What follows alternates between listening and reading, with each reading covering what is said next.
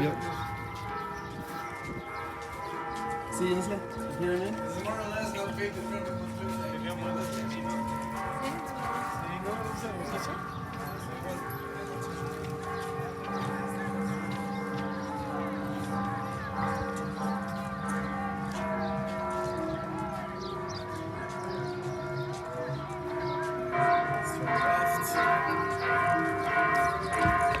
So how do we go to the cathedral? Ask him. By car, yes.